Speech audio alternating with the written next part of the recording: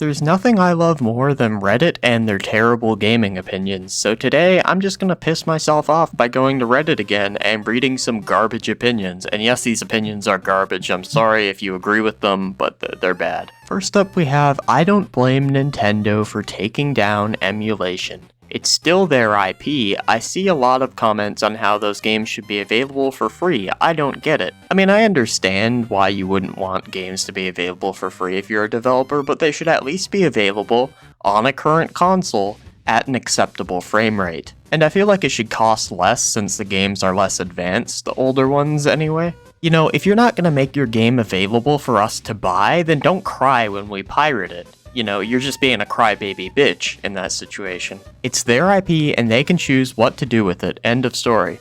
Yeah, just because they can choose to do something doesn't make it the right thing to do. A business can kick a homeless man out who's taking shelter and make him die in a fucking snowstorm. That doesn't make it right. And how much you want to bet this person would bitch and cry if they had, let's say, a Twitter account and Twitter said, you know what, it's my company, I can do what I want with it, this person's getting banned. And just toss this guy off the website. I bet you this person wouldn't be sitting here making that same argument. Elon Musk threw me off Twitter. It's his platform, he can do what he wants with it. Nintendo is justified not supporting tournaments being played on emulators. Background: the Smash community is unhappy with Nintendo after they sent a cease and desist to a Smash tournament, Melee, being played on an emulator that allows for low latency online play. So that game that we're talking about was 20 years old at the time that this post was made, and people might be unhappy that Nintendo is sending a cease and desist for a 20-year-old game. Who would have thought? The community's view, generally, Nintendo is being petty. Yeah, it is petty to send a cease and desist to a 20-year-old game that you aren't making money off of anymore. The first point, in the community's eyes, is it's the only way to do the event given and not aimed as a slight at Nintendo. I mean, yeah, they couldn't do the events in person anymore due to the whole thing going on around the world right now. If I mention it, I'd probably get the video smacked down. But, yeah, like, it's the only way to play the game given the current events of the world at the time. So why would people go out and risk, you know, getting in trouble with the law or getting bovid when they can play online with an emulator and still enjoy the tournament? The second point is the people who made the emulator are super fans trying to help the community and not profiting. I mean, yeah, these people like the game so much, a 20-year-old game, that they're willing to go back and make online play for it. That sounds like a super fan to me, and it's not like they're doing it because they hate Nintendo. Nintendo never had online for this game, and these people are going back and adding it because Nintendo doesn't want to. The third point is most people playing the emulator are longtime players who have paid for the game, and even if they didn't, the game isn't making money anymore, so Nintendo is losing nothing by people pirating this game. But yeah, it's safe to say that most people who play in Melee tournaments own a copy of Melee.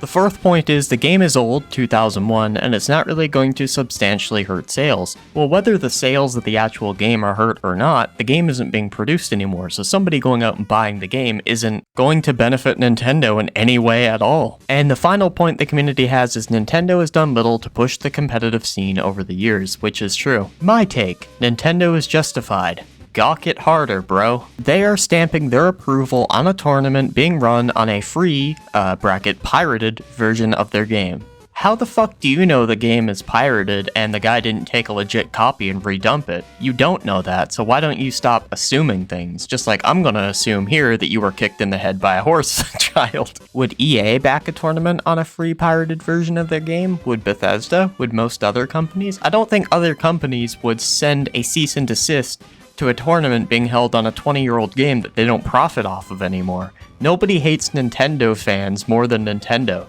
I personally feel like it's the right move for Nintendo to put their foot down. They put it down and you started licking their boots. If Nintendo wanted people to play this game not in an emulator online, they should have added online to their game, or made it like backwards compatible and added online, instead of bitching and taking down 20-year-old games being like ran at tournaments on emulators, you know, games they don't profit off of anymore.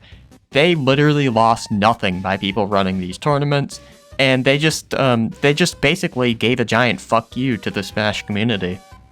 Other than the graphics, Elden Ring is a bad game. Oh boy. Story is nigh unfollowable. Lore really has to be looked up on wikis and videos to understand. Mostly the same control scheme as any Souls game, but more complex. needlessly so in my opinion. Beating the game left me more annoyed than satisfied having completed it. This game is almost as bad as Dark Souls 3. Honestly can't believe this game won an award. I regret buying this game entirely. Also, why did they get rid of the goddamn mimics? Okay, the first point you made is the story is unfollowable. The story in this game is completely optional. The first time I went through the game, I didn't care about the story. I just enjoyed the fun gameplay. But, you know, the game doesn't hold your hand. That's up to you to learn more things about the game. I'm tired of every single game nowadays going, here, pussy, pussy, pussy, pussy, and like, you know, hand-holding you through everything. Elden Ring lets you go off and explore for yourself, and that's what I like about it. Elden Ring's story is discovered through like reading item descriptions and stuff like that. You can ignore the story if you want to, or you can choose to like read up about it. And I appreciate that. This guy expects the game to sit down and give him like a 2-hour cutscene at the beginning of the game, which is what I feel to be a big part of the problem with the gaming industry nowadays. Way too many cutscenes and dialogue and all that shit. To throw that shit out the fucking window, just let me play the game. And Elden Ring lets me do that. There's no cutscenes, anything like that at the beginning. No long ones anyway. There's a basic, like, opening. But, you know, it's up to me if I want to learn more about the story, but I don't have to. The second point you made is that the control scheme is needlessly complex. It's literally the same as every other Souls game, despite the jump button being added. Then you cried that it won an award, and you said why did they get rid of the mimics? I think the reason they got rid of the mimics is because this isn't a Dark Souls game, so you know, it's not going to have Dark Souls enemies. It might have similar enemies, but not the same. And I don't know if it would really work where the chests look a little bit different in Elden Ring. FPS in video games is not a big / stop acting like crybabies. While it varies on the game, it's generally not a big deal. Please shut the fuck up. Yes, you should shut the fuck up and not expect better performance over better, like, generations of consoles. I'm sorry, but they told us to expect better performance on these next generations of console, and now you're gonna get mad at us for expecting what we were told to be expected? You corporate bootlicker. Also, we paid more money for this generation of consoles. We want better performance. Also, we gotta pay more for games now. If I'm paying more, I want more quality. It's really pathetic when Elden Ring players go to Bloodborne and say things like, my eyes are burning, ew, 60 FPS, really? Like you're okay with acting like a spoiled man-child and throw a fuss over the smallest, most minute details. Personally, I still enjoy Bloodborne despite the bad frame rate.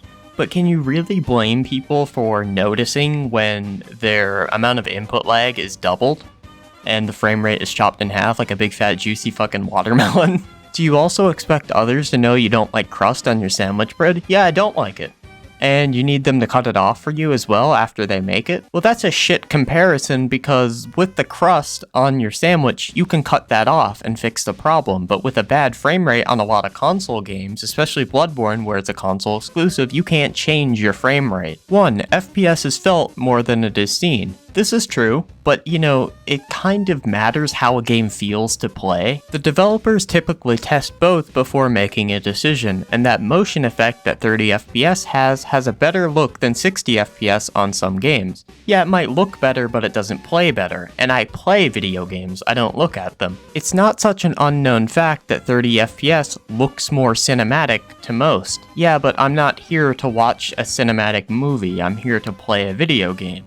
You know, this ain't the fucking Avengers. 3. Most importantly, you probably wouldn't tell the difference unless it was laggy or you were told. Then how come people are complaining about it if they didn't notice a difference? Also, I have these two things called eyeballs, that's why I notice a difference. These things called eyeballs, they allow me to see. Edit. I refuse to interact with most comments because in typical Reddit form, they are strawmanning my arguments to the utmost extreme. And I get downvotes with no explanation. Stop fucking crying, bitch! Where?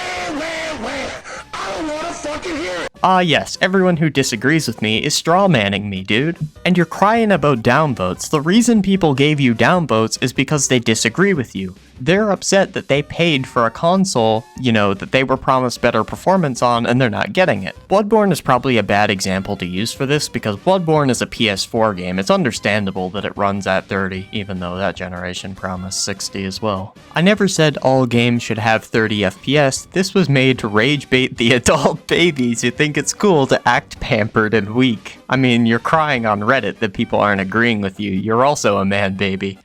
Also love how people mention lag as if I didn't write 1, 2, 3 summarizing for Gen Z attention spans. I mean, you're crying over people disagreeing with you, but you said something that people generally disagree with. And finally, we have piracy is fucking awful, but so many cheapskates say it's just saving money. No, it's a crime, and I wish hell on people who make them. Who make those websites and hundreds of thousands of dollars in charges to the people who support and use these websites. What do you guys think? Ah, yes, these people deserve to burn in fucking hell because they pirated an old game that isn't sold anymore. I mean, I understand if it's like new games or whatever, but like, dude, the thing is, a lot of people pirate because the games aren't available anymore and stuff like that. And our economy is basically bent over with its cheeks getting clapped right now. I mean, a box of cereal here in Canada is $10. Most jobs don't even pay you enough for a 1-bedroom apartment when it comes to rent. So can you really expect people to go out and spend hundreds of thousands of dollars on old retro games because the developers don't want to sell them anymore? If you don't want people pirating your games, make it readily available. It's not legal, and I'm not advocating for you to go out and do it, but I'm just saying, I empathize with people who do it. Now, before I wrap this video up, I'm approaching 10,000 subscribers and I will be doing a Q&A. So if there's any questions you'd like to ask me, put Q&A and then the question down in the comment section below, and I'll answer some of them in my next Q&A that I'm going to be doing at 10k subs. Anyway, peace.